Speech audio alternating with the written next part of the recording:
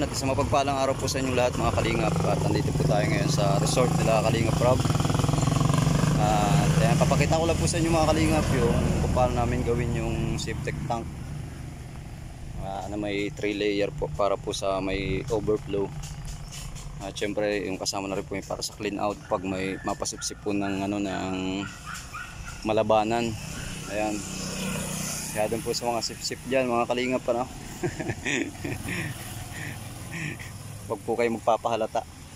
Ayan mga kalingap, at eto na po tayo sa resort. Pakita ko lang po sa inyo, no, yung ginagawa namin, kung paano po namin ginagawa yung mga septic tank. At maraming salamat po sa inyong patuloy na pagsuporta sa aking YouTube channel, Barangay Kalasgasan po, ano. Ayan, at katabing-katabi lang po ito ng Pineapple Resort.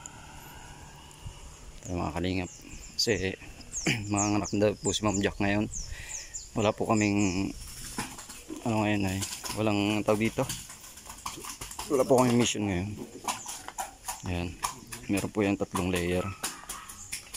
Ito po yung para sa dumi, clean out yung palabas. Tapos sa overflow po yun, paltan po yan ng detress kasi maliit yan.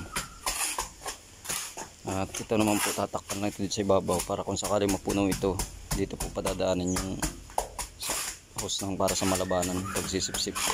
Ayan, pinuploringan na po. Ayan, may flooring po yung mga kalingap para kung sakaling may magtayo man dito ng malapit na water filling station, hindi po makukontaminado, ano. Ganyan po mga kalingap, pinuploringan po talaga yan.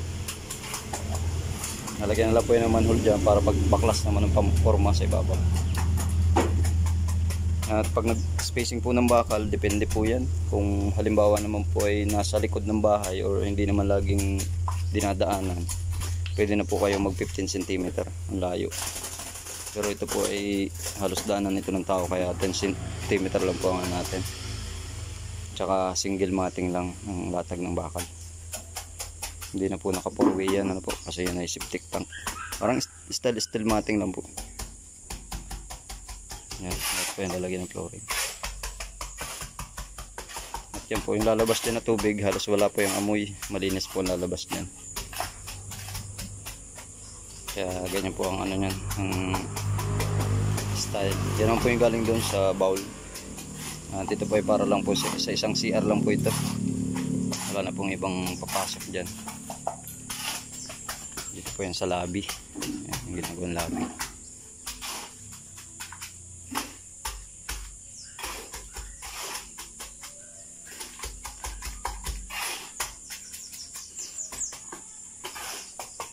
At ito po yung malapit na din. Siguro po pag dadalawa lang po kasi sila dito halos gumawa, kaya natagalan, medyo natagalan po ito. Mga na po siguro ito, may 2 buwan na ito, pre, no? Mga 2 months na po ito. Dalawa lang silang gumagawa, pero may bubong na po yan. Puploringan na lang, inaabang na lang po namin sa mga plumbing. Tapos sunod naman po nito electrical at water line, para po ito ay ma-plasteringan na. Pagka-plastering po nito, kesame, sunod at pintura na po. Lapit na rin po ito. Ayan, at abangan nyo rin po yung bahay na Ingkit. Lapit na rin po yung mga kalingap. Kaya na po ng 2 weeks yun na trabaho. Ayan, at mega love shoutout po sa inyo lahat. Sa lahat po ng patuloy na sumusuporta sa aking YouTube channel, thank you so much po. Sa mga hindi po nag-skip ng ads, maraming salamat po. Yan, at ang ating service po, ano. At maya po mapunta na rin po ako doon kina Ingkit, kasi ma-start po kami ngayon ng pintura, masilya, primer, lahat po. Mag-umpisa po tayo. Ganda na po dito sa resort nila Kalingap Rob, mga kalingap. Ayan, visit po kayo dito. Mag-inquire na lang po kayo.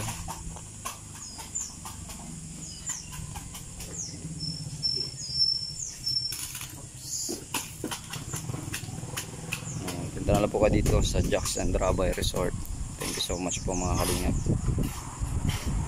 Ayan, ayan po si Paring Jaime, si Jay. Yung dalawa po nagparagagawa dito.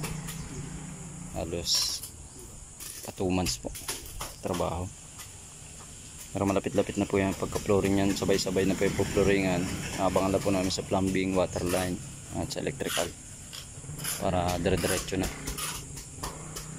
Sunod niyan, pwede na pong plastering sabay kisame. Tiles na po ang sunod. Mabilis na po yan kasi halos ano lang naman po yung ano na yan, yung lobby. Ang sukat po ng lobby ay 4.5 meters by 7 meters. Ayan mga kalingap, makita naman po dito 7 meters po ang haba niyan na 4.5.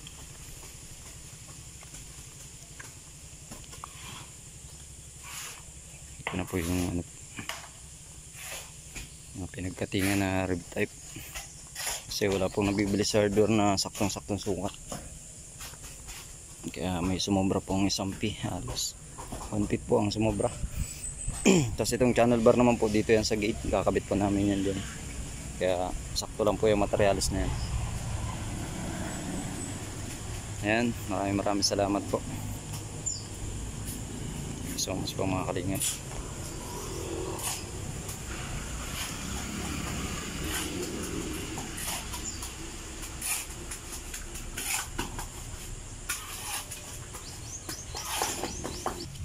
May mga kalingap si Lidman, oh.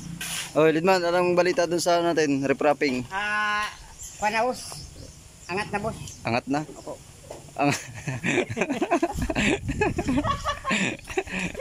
Kaya titignan po natin na mamaya yung ginagawa nilang reprapping. Kumustahin po natin dun sa likod.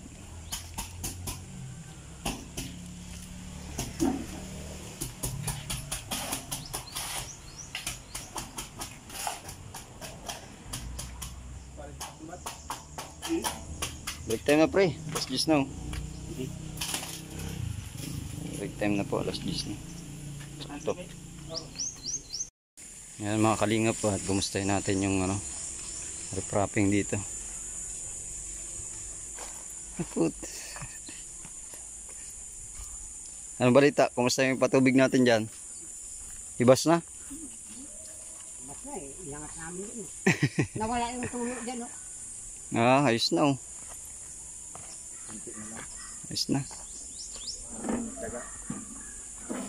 Ayos na mga kalingap, konti na lang. Ting angat na lang.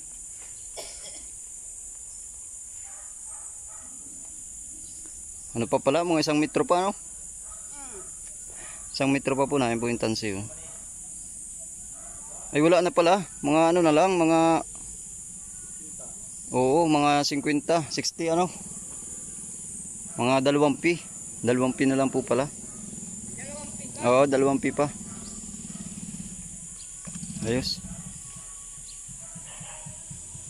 Ayan mga kalingap, at yung ating pong ano, ginagawang patubig dito. Okay na po.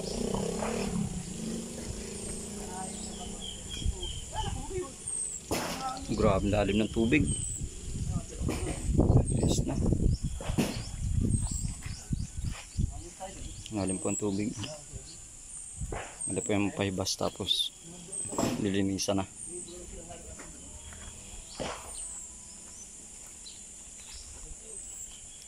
Lakas po pati ng gamit natin Jetmatic. 2 horsepower po yan. Yan, sobrang lakas po niyan. Yung mga kalinga po, tingnan si Foreman, anong ginagawa. Ano po, kumusta yung ano natin, katrabaho natin dyan? Ayos man po. Ayos? Luto muna to. Ano ba natin, Foreman? Ito ang menu. Giluta na nalagpag ha. Nakahuli ulit dalag. Nakahuli ulit dalag. Nasaan? Tingin daw. Ayos, oh. Malaki. Oh. Ayos, may pang ulam na po. Huli lang po yan dyan sa ano, sapa. Sitaw, sarap niyan. Ito lang po sa Foreman, nagsasaing. Hindi po namin may pakita yung Foreman namin talaga at masama ang pakiramdam. Ayan po, lagi nakahiga at latok daw ang buto. Ayan. Or, ayos na rin dyan. Wala po, di po magkalabas ang Foreman namin talaga. Ito. Hindi nakakalabas sa engineer. Hindi po makalabas sa engineer. Yung engineer pala namin nang wala.